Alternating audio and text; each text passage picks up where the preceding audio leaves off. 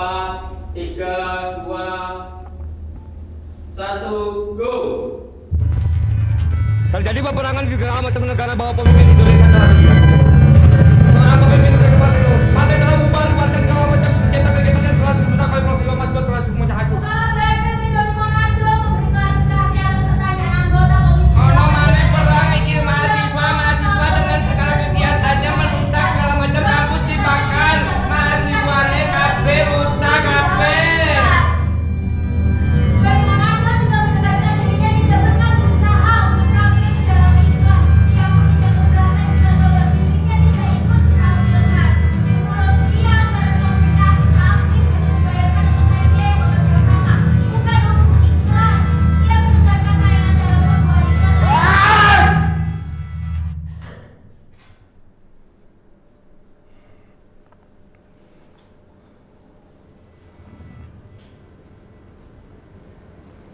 Segala macam berita yang masuk ke dalam pikiran-pikiran manusia-manusia adalah berita-berita yang tidak bisa diharapkan sebagai kemajuan kesejahteraan manusia.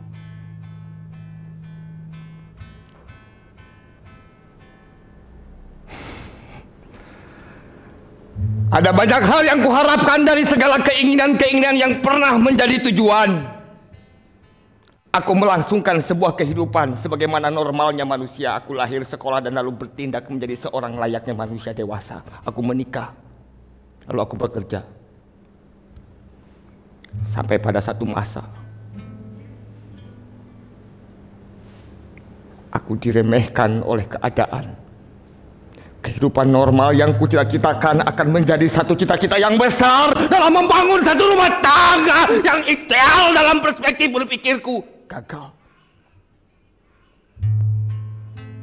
Aku pernah menjadi buruh pabrik lalu aku dipecat tanpa pesan. Aku pernah menjadi seorang satpam di satu bank. Aku difitnah mencuri. Aku berupaya berbagai cara tentang bagaimana mampu menjaga rumah tanggaku. Tapi nyatanya aku seperti terus-terusan dihina oleh dunia karena kegagalan-kegagalanku. Aku seperti bertemu katarsisku sendiri tentang bagaimana berpikir sebagai manusia yang ideal. Tetapi faktanya, segala keinginan yang ku simpan di puncak seperti jatuh rendah di tanah. Puncaknya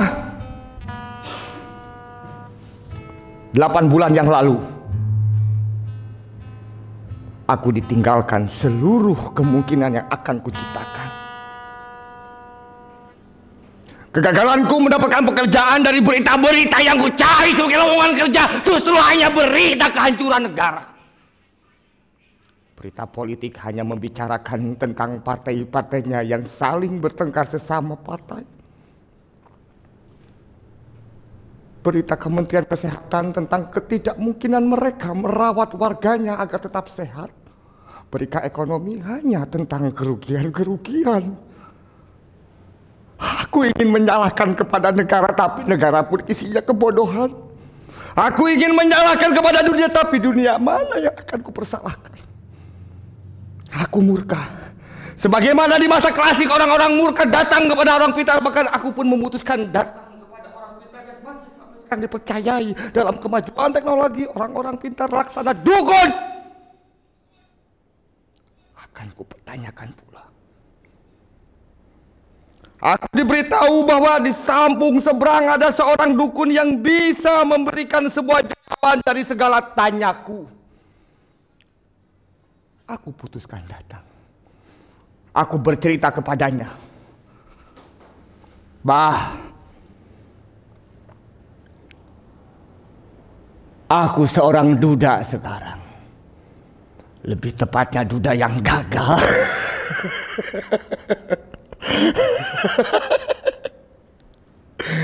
Aku pernah sekolah, aku merasa pernah pintar, tapi tapi nyatanya tak ada gunanya, Mbah.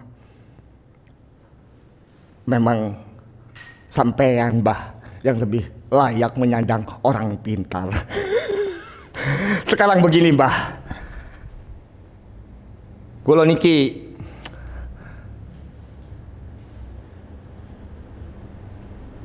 ingin membuat satu kemajuan, tetapi masih ada banyak hal yang mengganjal. Aku rasa ini semua karena kesalahan tata kelola negara. Saya dari kecil sudah banyak membaca, Mbah, hal-hal tentang negara, tentang bagaimana dari hal yang tentang kepala desa sampai kecamatan, sampai bahkan presiden saya belajar. Tetapi kok ada selalu saja saya ditemukan di warung kopi, bahkan kafe-kafe yang besar membicarakan tentang bangsa ini yang salah. Apa bener kuwi, Mbah? Lalu lek bener iku, Mbah, siapa yang harus disalahkan? Ngeten, Mbah. Sewu lho, Mbah. Apa lek sampean gak nemuno jawaban pertanyaan-pertanyaan kula niki, Mbah, sampean sing salah berarti. Piye, Mbah? Boten, Mbah.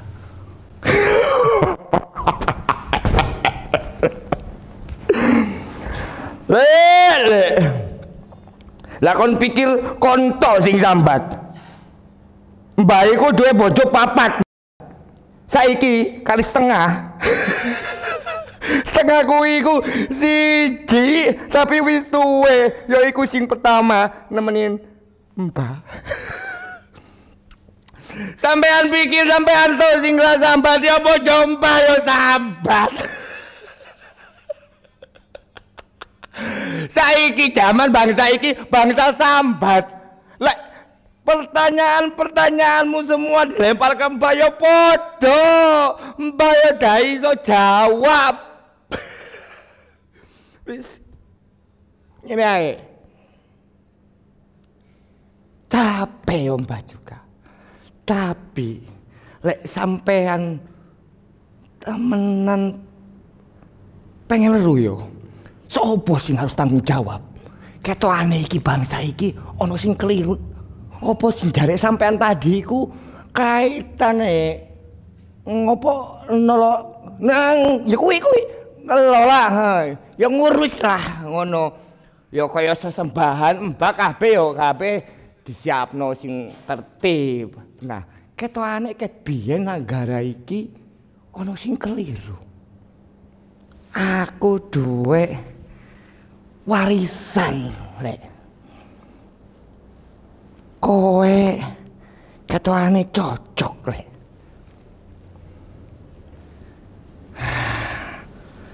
Iki, Lek. Iki warisan teko leluhur. Lek bangsamu lincak kehancuran, gunakan iki golek jawabane. Kayak golek jawaban, Lek. Cobaan. Apa ini, Mbah?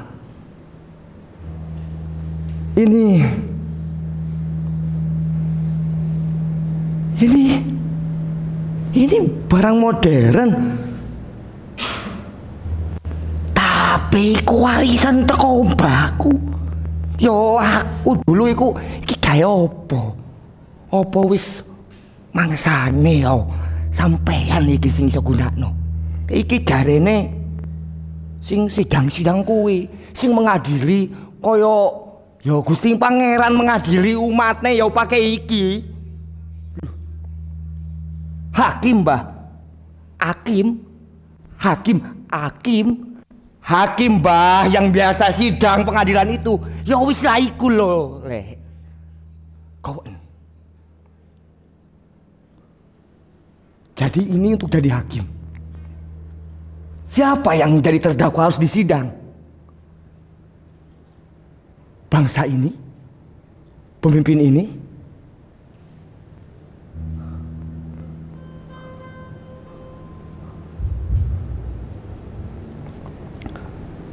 Piye iki mbah cara pakene? Bah? Bah? Bah?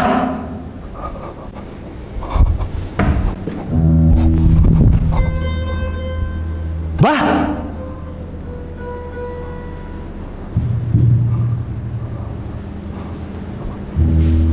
Bah?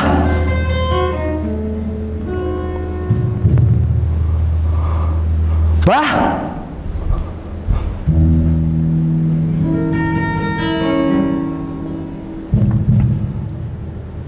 Apakah ini jawabannya? Sebuah perlengkapan sidang,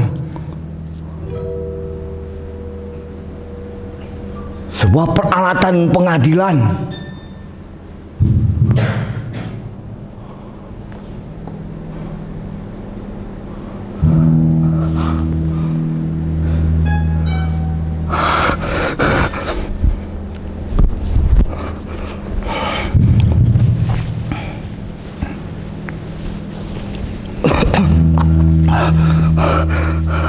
Apakah ini jawaban dari semua tanya yang kusiapkan?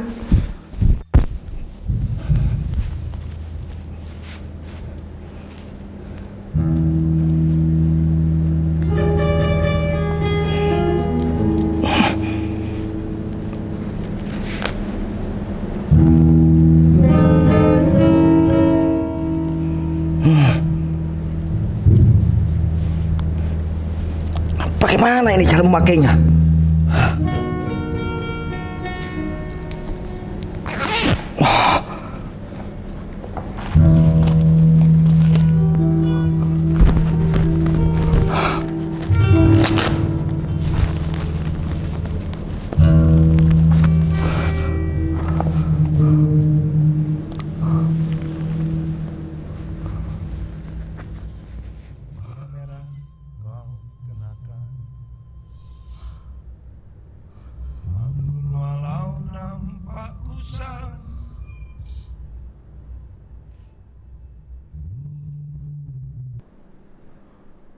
Baju ini akan kupakai di dalam sebuah persidangan, akan mengadili seluruh yang berdosa dalam bangsa ini.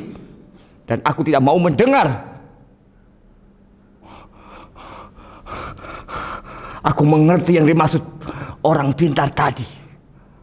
Aku seperti melihat segala kemungkinan dari bagaimana bangsa ini berdiri. Dan palu ini akan kusidang. Dari seluruh catatan pengadilan ada banyak terdakwa, seolah-olah semua inilah yang harus disidang menjadi pendosa. Mengapa bangsa ini menjadi seperti ini? Ini adalah sidang pengadilan Nusantara.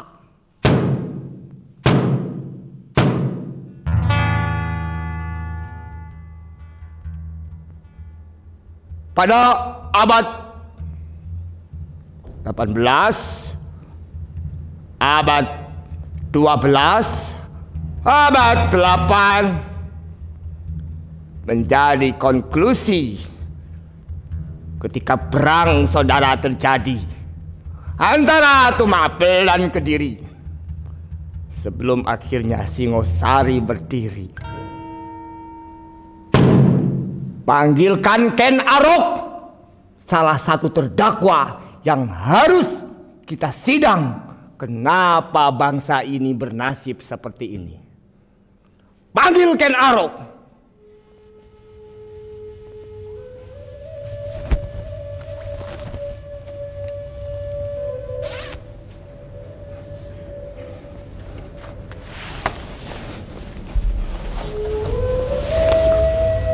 Apakah sudah tiba Ken Arok?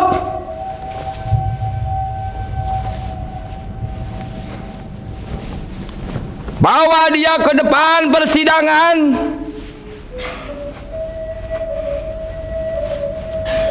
Dia harus bertanggungjawabkan kenapa bangsa ini menjadi seperti ini.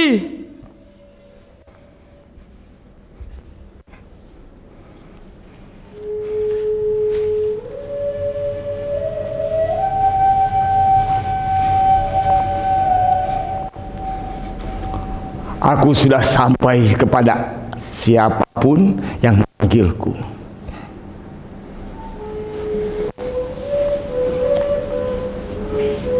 Yang mulia, Anda mempertanyakan siapa yang salah dari apa yang Anda kerjakan yang menjadi sumber ulah. Lalu karena semua orang di zamanmu sibuk saling salahkan, kau carilah kesalahan pada sejarah, termasuk mendatangkan aku.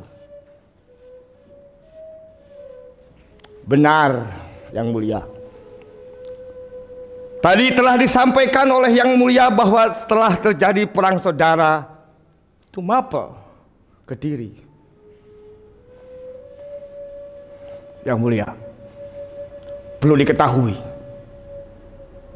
aku dicap di zamanmu seorang pencuri, seorang rakyat yang serakah, lalu merebut istri orang, yang memfitnah dengan segala kemungkinan, lalu aku kubur dengan kulahirkan Singosari. Tapi Anda telah mencari-cari seolah-olah aku benar-benar penjahat yang harus dicaci dan disidang di muka bumi. Aku Ken Arok. Satu ketika saat turun di kereta, aku melihat Dedes memperlihatkan cahaya dari tubuhnya. Sebuah cahaya yang saat itu dipercaya bahwa dia akan melahirkan para pemimpin-pemimpin, para raja-raja dari rahimnya. Aku mempercayai kepercayaan orang tersebut. Tapi apakah aku karena ingin menjadi raja atau mereka? Aku lihat Dedes sudah mengandung anak dari Ametung. Yang mulia, ketika kulihat ada raut ketidakbahagiaan dalam wajah Dedes, aku punya simpati dan rasa cinta yang lahir dari empati. Aku melihat tubuh keserakahan Ametung ketika Tumapel saat itu dia pimpin. Dan aku melihat raut Dedes penuh dengan kesedihan. Saat itu kurenungkan banyak hal. Lalu aku pikirkan bagaimana ingin menghapus kesedihan dari rautnya. Satu hal yang perlu Anda ketahui yang mulia, jadi ini bukan soal kekuasaan, tapi soal hasrat, soal cinta, dan soal kasihku kepada Dedes. Karena ada raut kesedihan di wajahnya, dan itulah yang kubebaskan. Sampai pada satu ketika aku mendapatkan satu informasi bahwa ada sesuatu yang akan bisa membunuhnya Tunggul Ametung. Lalu aku putuskan, aku ingin membebaskan Dedes dan bukan merebut Ametung kekuasaannya. Terjadilah seorang rakyat yang dituduh maling dan segala macam, tetapi telah ditakdirkan mampu mengalahkan Ametung yang konon saat itu tidak bisa dibunuh. Apa yang terjadi? Aku melihat wajah kasih dari Dedes. Matilah Ametung, lalu aku hidup bersamanya. Anusapati yang masih dalam kandungan yang merupakan keturunan dari Ametung tetap kurawat. Cintaku dan Dedes, cinta Arok dan Dedes adalah cinta yang akan mengalirkan tetesan-tetesan cinta dalam kecintaan terhadap negerinya, dan bukan keserakahan. Aku menaklukkan Kediri saat itu karena aku menolak perbudakan. Saat itu Tumapel yang di pinggir Ametung harus menyetor segala upeti kepada Kediri, sehingga aku berpikir tentang perlawanan, bukan keserakahan. Aku mencintai Dedes, juga mencintai rakyatku. Lalu aku menolak segala jerih payah Tumapel harus diserahkan Kediri, sehingga aku melawan dan berhasil kutaklukkan Kediri. Aku ingin menghapus segala pertengkaran saudara. Kediri, Tumapel tidak ada lagi. Maka lahirlah pada kedepannya Singosari, lalu dengan keturunan-keturunanku mampu memberikan kejayaan. Sehingga lahirlah Majapahit yang telah didirikan cicit-cicitku. Sampai akhirnya yang dianggap kejayaan telah hadir dalam maha kuasa Majapahit. Kau jika ingin menanyakan keserakahanlah, tanyalah satu orang Mahapati saat itu yang punya cita-cita merebut seluruh kekuasaan. Dialah yang paling serakah dan mungkin dia serakah tanpa cinta. Sedangkan aku, meskipun sejarah telah kau bahas dan telah ditulis turun-temurun bahwa aku seorang pencuri dan penculik seorang istri, aku tidak menolak. Tapi ketahuilah, asmara Ken Arok dan Ken Dedes adalah asmara yang melahirkan para raja, adalah asmara yang telah melahirkan kecintaan penuh cinta pada rakyatnya, sehingga tak ada kaitan dengan kekuasaan. Bila kau ingin tahu kenapa bangsamu seperti ini, itu dimulai keserakahan dan bukan dari maling, tapi dari keserakahan. Gajah Mada, dialah yang harus bertanggung jawab. Panggillah Gajah Mada, sehingga pertanyaan-pertanyaan yang mulia tentang mengapa bangsa ini sekarang seperti ini bukan dari saat aku berperang melawan Kediri, tapi dimulai ketika keserakahan Gajah Mada ingin mengambil seluruh kekuasaan di Nusantara. Jadi bukan Arok yang kau sebut maling, yang kau sebut penculik istri orang.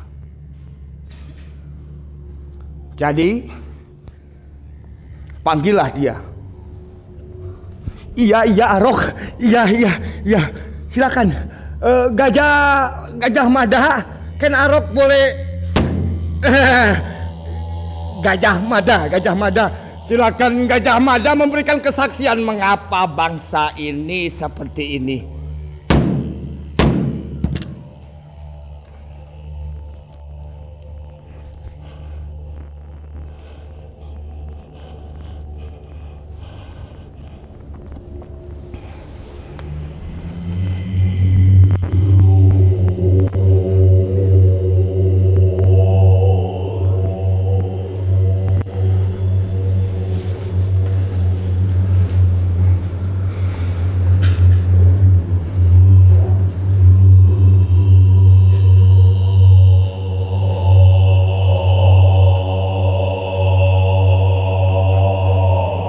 Entah keberapa kali aku menjadi sosok yang dipertanyakan dari setiap ulah dan tindakku.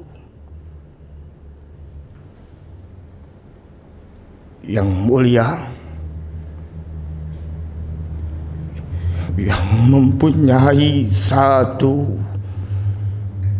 kebahagiaan karena memasuki duniaku, aku tidak akan mempermasalahkan. Tetapi ketahuilah, apa yang telah disampaikan tadi tentang keserakahan adalah keliru. Suatu waktu aku telah bertekad, benar ada satu itikat besar bahwa seluruh Nusantara ini harus menjadi satu, harus menjadi kekuatan yang mampu menaklukkan siapapun yang ingin merebutnya. Tetapi tidak berarti aku ingin merusaknya. Yang mulia, bersatunya seluruh panji di bawah Majapahit yang sudah lebih dulu tertata akan menjadi kemudahan sebagai benteng pertahanan dari manapun termasuk Mongol. Tetapi hal itu telah mendapatkan perlawanan. Ketika Sunda Galuh memberikan satu tawaran, dan anjing raja kecil itu terlalu cepat dimabuk asmara. Kenapa aku memutuskan tidak berpikir tentang asmara? Karena aku yakin hal itu akan merusak segala macam tatanan yang sudah tertata dan sangat tertata. Terbukti Hayam Wuruk yang saat itu bocah ingusan itu gandrung hanya karena melihat lukisan perempuan. Anjing!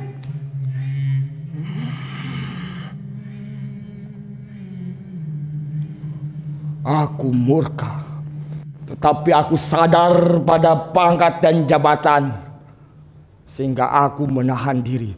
Tetapi orang-orang yang sudah mengabdi kepadaku, dia tidak mampu menahan diri dan sangat mengerti mengapa aku berbuat seperti itu. Entah apa yang ditulis pada sejarah di zamanmu, seolah-olah aku yang paling bisa disidang hanya karena sebuah judul perang bubat. Seolah-olah akulah yang paling bersalah antara kehancuran orang-orang Sunda Galuh dengan Majapahit. Dan di zamanmu seolah-olah kehancuran juga kaum orang Sunda dan orang Jawa. Pikiran yang pikik, sejarah yang keliru, yang tanpa sebuah analisis yang mampu memberikan sebuah kekuatan dan kecerdasan di mana letak sebenarnya kebenaran. Orang-orang di zamanmu terlalu mudah menganggap dirinya benar tanpa sebuah otentikitas yang punya dasar-dasar sejarah.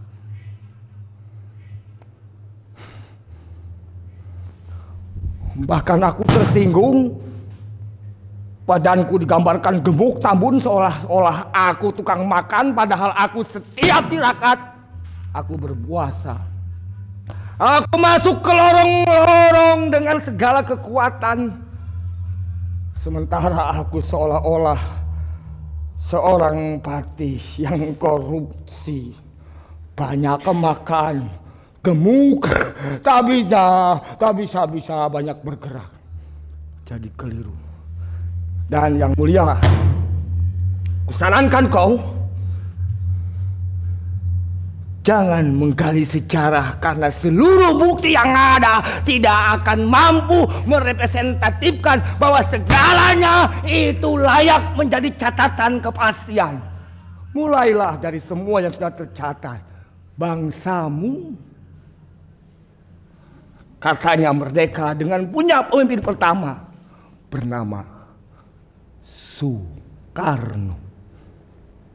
Dialah yang akan memberikan kesaksian mengapa bangsamu sekarang seperti ini.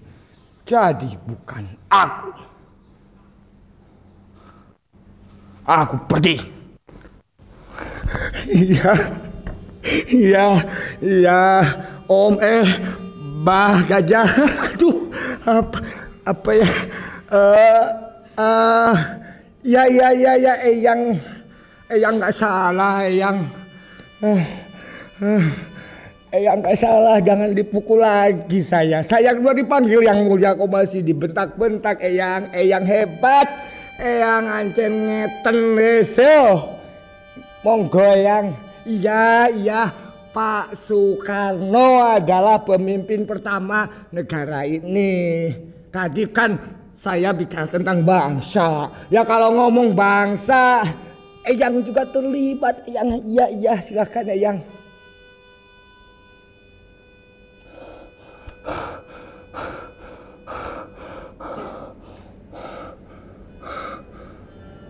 Benar apa yang disampaikan Gajah Mada. Negara ini dimulai ketika Bung Karno memimpinnya. Maka dialah yang harus disidang. Dia harus tahu bangsanya sekarang sudah seperti ini. Sudah sibuk saling salahkan, sudah sibuk saling hancurkan. Bung Karno harus bangun. Dia harus mulai mempertanggungjawabkan. Terdakwa berikutnya akan diadili. Soekarno.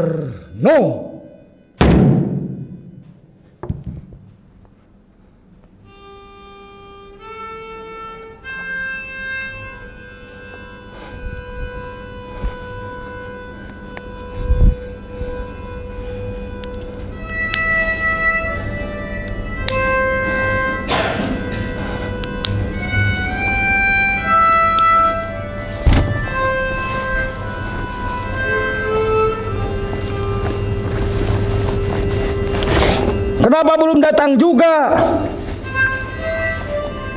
Apakah di saat seperti ini pun dia membutuhkan protokol, lalu pendamping, para jenderal? Aku hanya mengundangnya sendiri. Ini meja pengadilan, bukan medan patroli.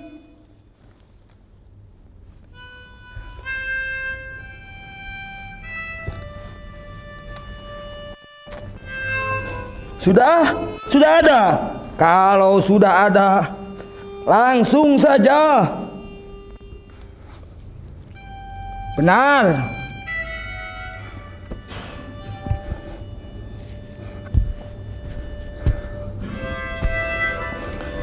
Silakan Bung Karno masuk persidangan.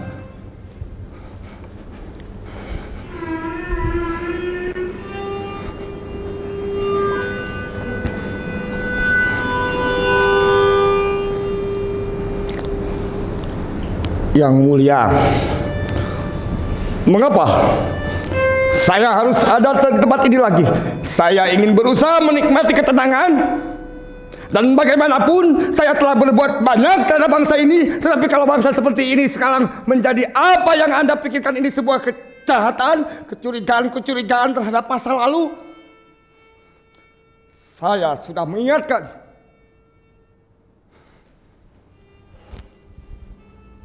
Yang mulia, bersama Hatta, bersama Sandi, saya telah berbuat banyak tentang bangsa ini, tentang berpikir bagaimana, tentang perlawanan, pikiran-pikiran Marx, pikiran-pikiran Engels, semua aku perjuangkan agar bagaimana bangsa ini ke depannya bisa mencapai tentang demokrasi dan rakyatnya semua sejahtera. Yang mulia, di zaman Anda, orang-orang berpikir hanya menguak tentang istri-istri saya, tentang romansa-romansa saya.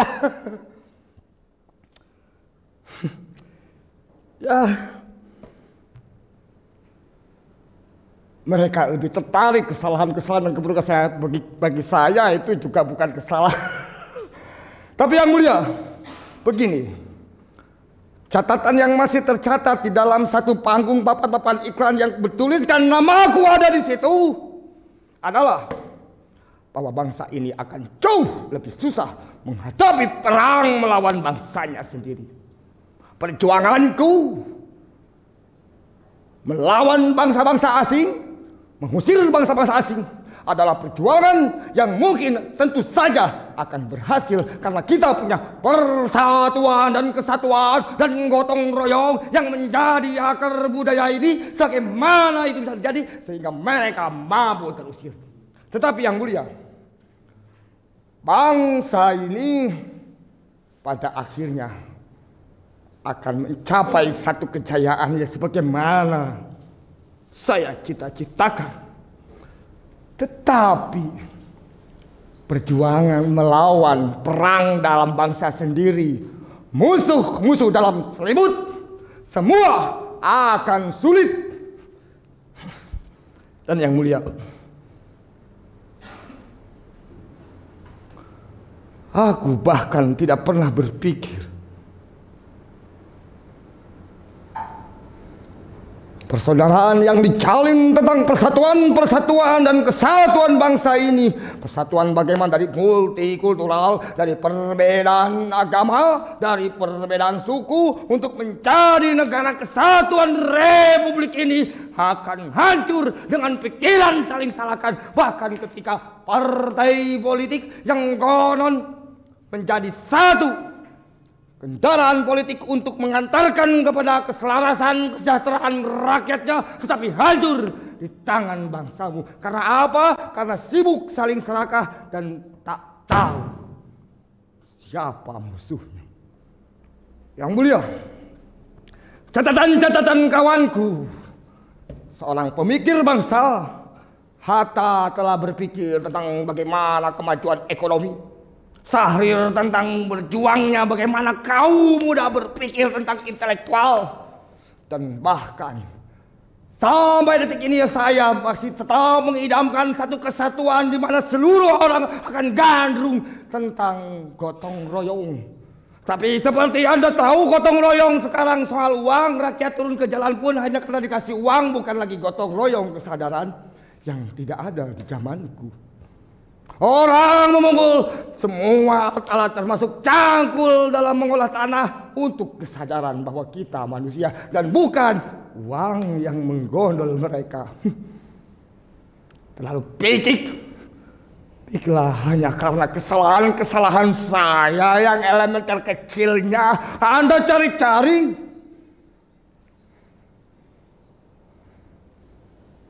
Jadi yang mulia, tidak sepatutnya saya dipersalahkan.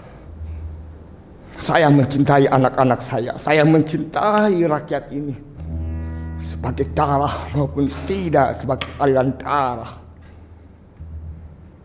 Berkaitan dengan segala manuver asing, kenapa aku telah memboikot di tahun 60 tentang segala macam bendera-bendera asing? Karena aku percaya dia akan merusak dan menjajah akal pikiran intelektual bangsa ini. Tetapi yang mulia, di persidangan ini penting sebagai kesaksian. Aku orang yang mencintai Jenderal Soeharto ketika 11 Maret itu memang faktanya ada. Dan bukan seperti orang-orang yang zaman sekarang saling menyalahkan antara salahku atau salah Soeharto. Dua-duanya benar. Jenderal Soeharto kucintai sebagai jenderal karena berhasil mengamankan daerah itu, tapi bukan pemindahan kekuasaan. Dari situlah akar seolah-olah ada yang mendukungku, ada juga yang kontra kepadaku. Nah, aku dianggap orang yang paling berdosa sehingga aku harus dihukum sejahat-jahatnya. Murka. Tapi aku marah? Tidak. Bahkan aku nikmati setiap tetesan air mata atas hukumanku yang telah aku dianggapnya pendosa bangsa. Aku tinggalkan istana dengan ketenangan bahwa letak kemerdekaan telah kugoreskan. Namun goresan-goresan tidak akan menjadi kata, tidak akan menjadi kalimat, dan tidak akan menjadi cerita-cerita kesejahteraan tanpa pikiran, gagasan, dan gotong royong tanpa dorongan uang. Jadi yang mulia, kalau saya ganteng, saya dicintai banyak perempuan, itu bukan salah soal konsep bangsa, tapi memang saya menarik.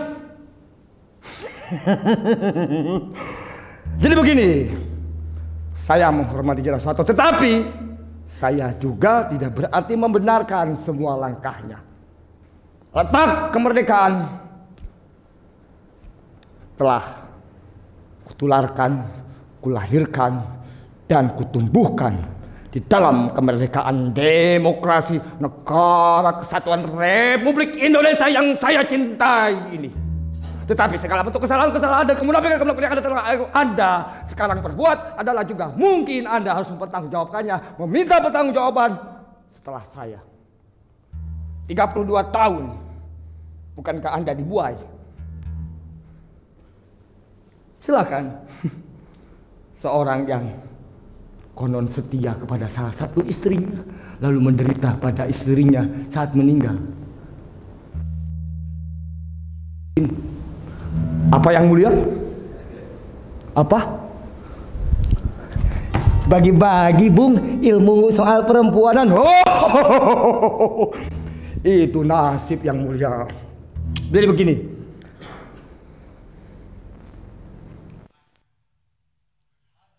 Semua orang menolong Anda, lalu karena Anda ditinggal istri Anda. Oh iya, saya tahu. Sebelum Anda ke sini semuanya saya tahu. Keyakinan terhadap nasib dan keyakinan tentang segala berpikir dan kecerdasan gagasan dan segala macam apa yang menjadi gagasan tentang sebuah tujuan, Anda tidak pernah yakin. Jadi banyak hal yang Anda seolah-olah ditinggal, tapi Andalah yang meninggalkan. Terima kasih sudah mengundangku. Tetapi ketahuilah, aku menolak menjadi terdakwa pendosa bangsa ini. Selaku panggil dia. Baik Bung, baik Bung. Siap. Bung Karno menolak, disalahkan karena dia merasa berjasa tentang bangsa ini. Meskipun tadi aku coba minta ilmu tentang kenapa dia mudah sekali menjadi pujaan orang-orang, terutama perempuan. Dia bilang itu takdir. Bung, wis mate ae lho. Sesongong. Ya Allah, Bung. Oke. Terdakwa berikutnya Soeharto. Seorang yang sampai sekarang catatan pelanggaran HAM masih belum bisa diadili. Segera datangkan Soeharto.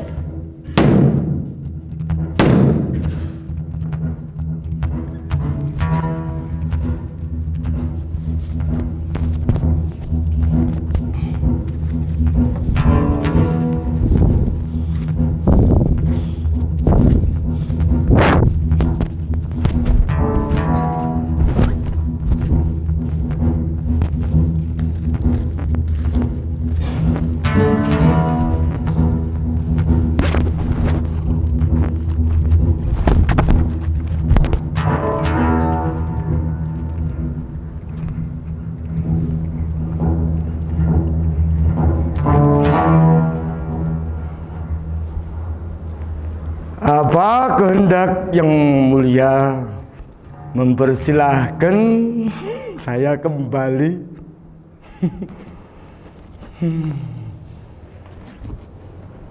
Ya, bangsa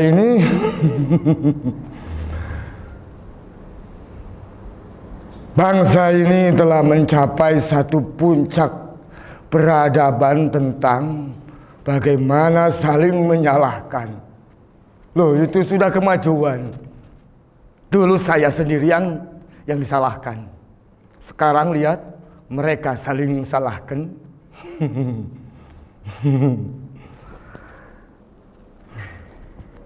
Begini. Ini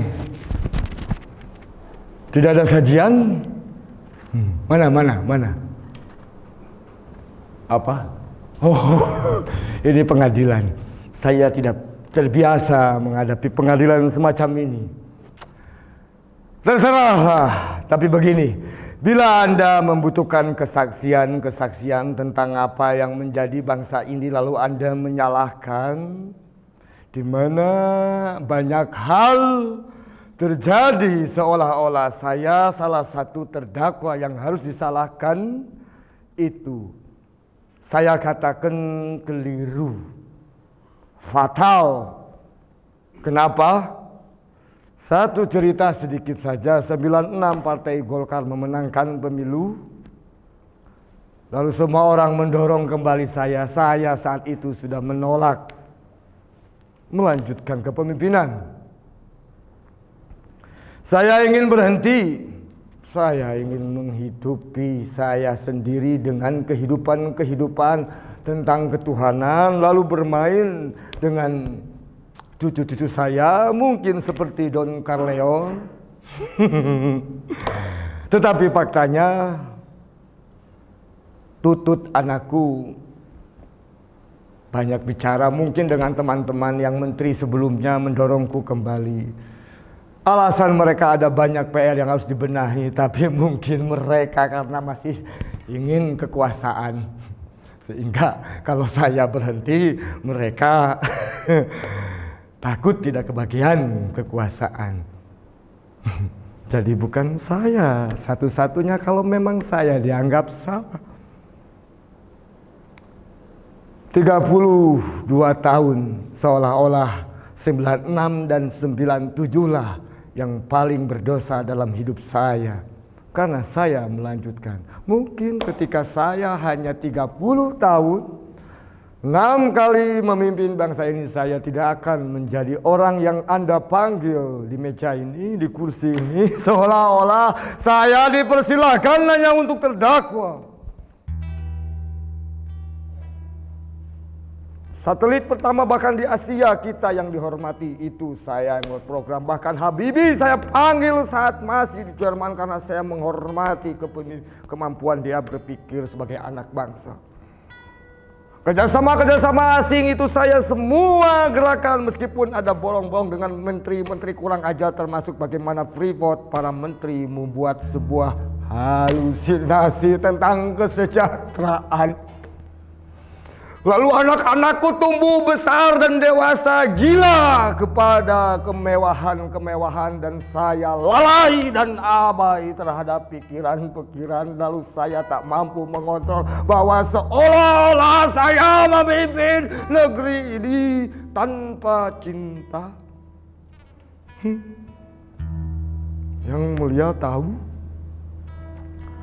satu hal yang mungkin Yang Mulia tidak pernah bahas dengan kawan-kawan Yang Mulia di era ini adalah semua jasa-jasaku.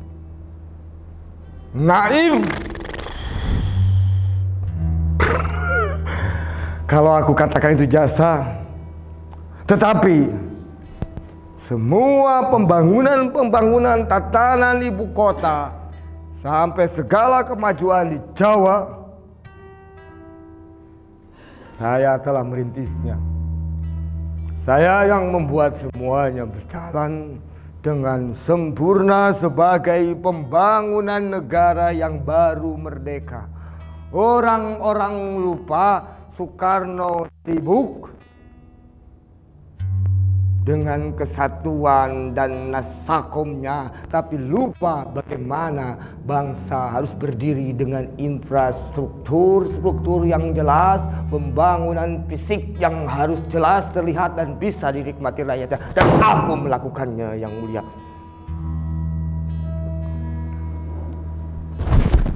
Rencana ini, Yang Mulia, aku sudah tinggalkan ketika istriku menjelang Idul Adha dipanggil. Aku seperti menemu panggilan lambaian tangan istriku.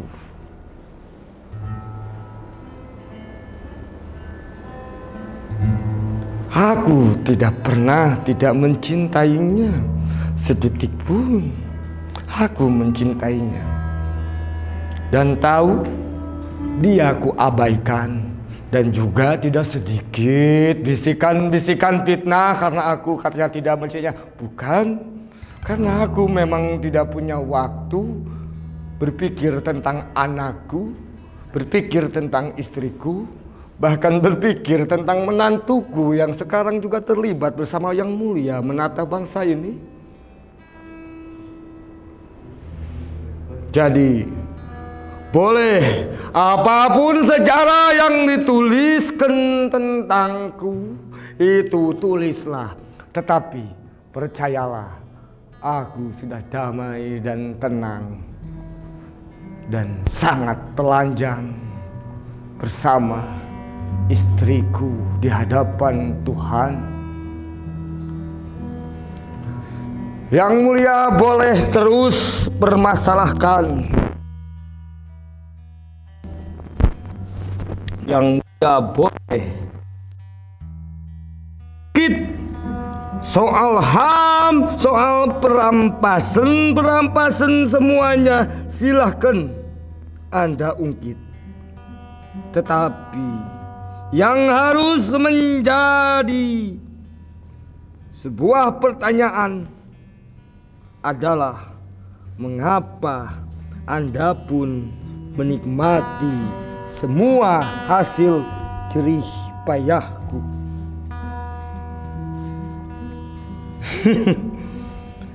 Saya menolak diadili dan kembalikan saya kepada ketenangan. Atau Anda ikut saya, atau Anda kudesak, atau Anda kupaksa untuk ikut bersama saya. Ya, menemani saya menjadi pengawal saya bersama istri saya di alam ini. Ayo, silahkan. Jadi saya tidak punya banyak waktu lagi. Ayo Anda ikut menjadi pengawal. Oh, tidak. Silakan.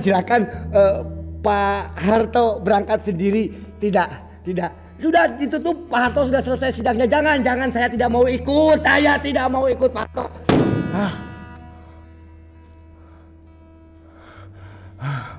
Aduh. Soekarno tak mau disalahkan, Soeharto juga merasa benar sendiri. Lalu siapa? Oh,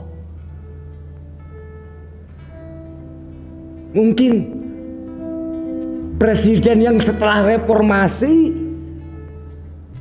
akan lebih mempertanggungjawabkan. Karena ini bukan bangsa yang dari 45, tapi bangsa pasca reformasi. Gus Dur, Kiai Haji Abdurrahman Wahid sepertinya akan memberikan kesaksian atau jawaban mengapa bangsa ini caruk maruk seperti ini. Berikutnya terdakwa yang harus disidang, Abdurrahman Wahid.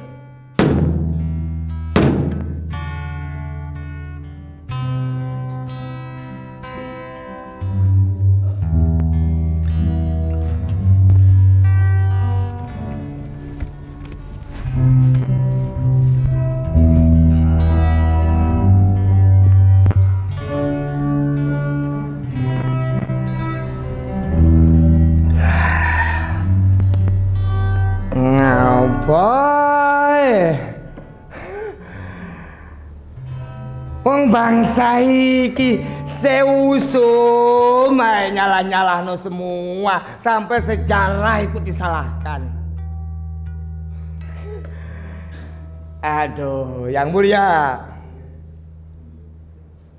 Aduh, iya. Gini Yang Mulia. Aku dulu ketika menjabat lalu aku memperbaiki hubungan internasional negara ini dengan semua negara-negara yang punya potensi untuk menguatkan negara ini. Apa yang terjadi? Aku dianggap keakehan wisata jare. Mau bercanda. Ngene loh ya. Aku ket biyen sadurung para kiai, para bapak sesepuhku ngongkon aku jadi presiden iku ya. Sing irai ya PKB ngono iku. Lah aku iku mbek saben dina saben bengi ya keliling desa-desa. Yo ceramah cangkro ambek yo $10 kabeh. Yo rakyat-rakyat nang desa ketemu aku langsung yo ngomongne yo padha. Lah wong aku memimpin mereka di atas, aku kok sing dihabisi wakil-wakilnya mereka. Aku iki koncoan ambek rakyat-rakyat, tapi wakil rakyat yang mewakili mereka malah memusuhiku. Lah ya opo? Lah repot loh. Aku iki dianggap kebablasan, negara seruwet pasca reformasi. Lalu aku ingin membenahi bagaimana yang pertama hubungan internasional supaya internalnya negara ini juga jalan, luarnya pun kondusif. Tapi aku yo kok disingkirkan ngono. Lah aku waktu jalan-jalan katanya, jalan-jalan ke luar negeri ku loh. Ya apa? Aku jalan-jalan ning kene praktik korupsi. DPR, MPR sama menteri-menteriku ya korupsi. Yo ngerti. Aku ngerti, tapi aku yo tak janose. Ku biarkan yang mulia. Tapi kok lama-lama tambah medeni. Korupsi sekaligus serakah. Saking serakane, aku iki lo disingkirkan.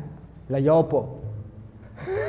Terus sampean saiki mau menyidang, menyalahkan aku bahwa aku presiden gagal dalam bangsa ini, di mana bangsa ini sekarang terpuruk.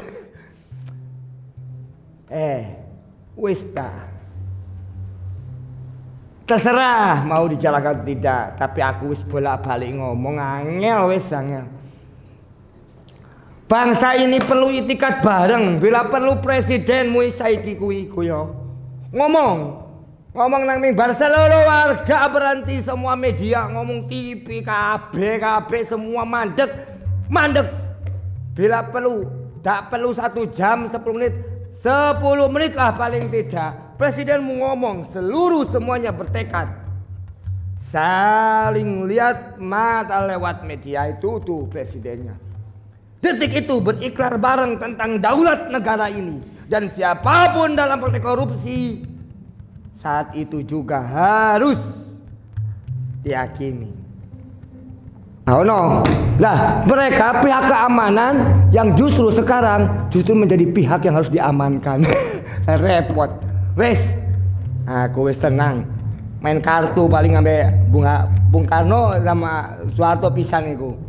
Kon ganggu panggil aku disalahno maneh. Wes.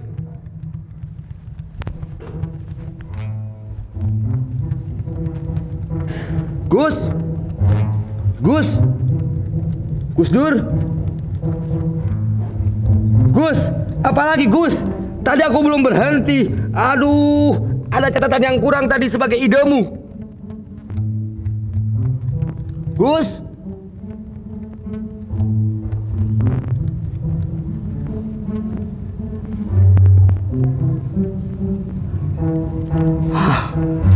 Semua orang sulit karena bahkan sejarah pun menolak menjadi pihak yang disalahkan.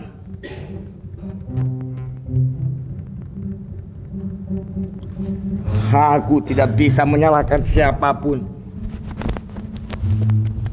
Atau memang sudah menjadi bagian suratan nasib bahwa bangsa ini adalah bangsa yang kaya, justru karena kekayaannya lah menjadi sumber malapetaka.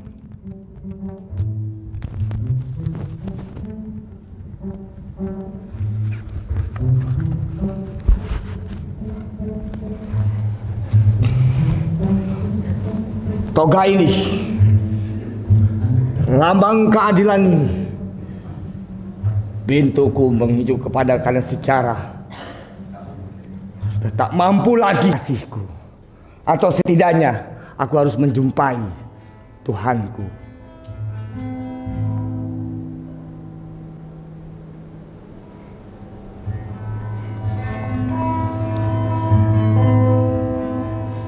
Aku minta maaf, aku datang kembali kepadamu.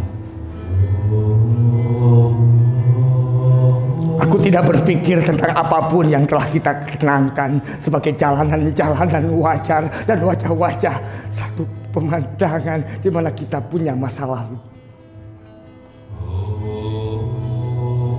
Aku datang setelah bertanya-tanya kepada segala macam pertanyaan-pertanyaan yang memungkinkan akan mendatangkan jawaban. Sehingga aku bertemu pada sejarah, tatanan kelola bangsa, lalu bertemu juga kepada diriku. Lalu aku tidak pernah menemukan jawaban. Karena pada dasarnya aku hanya tahu jawaban ada padamu.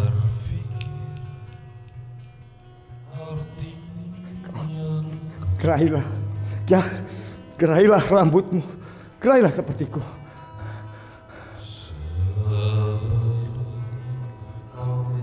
Teteskan air matamu, tetapi tetesan air mataku dan tetesan air matamu adalah tetesan-tetesan kepastian bahwa kita tidak bisa bersatu sebagai air mata yang nyatu.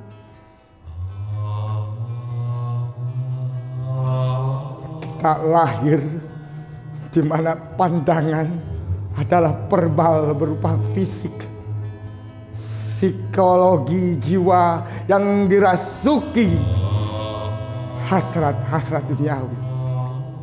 Kita adalah pasangan yang tidak mempunyai letak bahwa cinta pernah berada di dalam mahligai kepercayaan. Tapi bahkan kepercayaan itu pun kita sama-sama ingkari untuk hilang. Aku pergi darimu, lalu kau pergi meninggalkanku. Aku mencari siapa yang salah karena punya keyakinan kita tak pernah salah. Tetapi mereka yang kupertanyakan bahwa mereka salah karena bangsa inilah yang salah, karena pikiranku lah yang salah. Ternyata kita adalah orang-orang yang sibuk saling katakan salah. Tapi terlepas apapun, semua orang saling katakan salah. Tapi aku hanya ingin sampaikan satu-satunya yang mungkin kuanggap tak salah adalah aku pernah dan akan menjadi orang dicinta dan mencinta.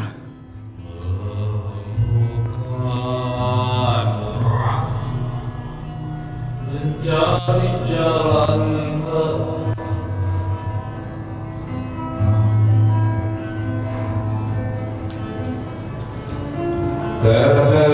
tetesanmu memasuki gelap malam.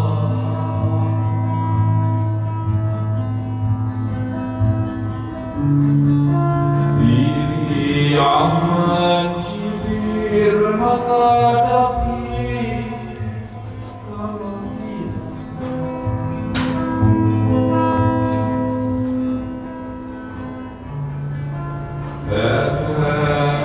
Tetesanmu memasuki gelap malam.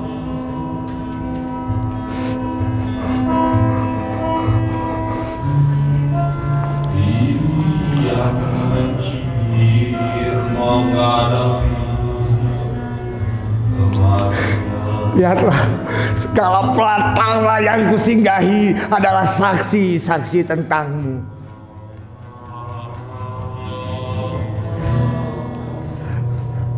Seperti pamitmu kepadaku.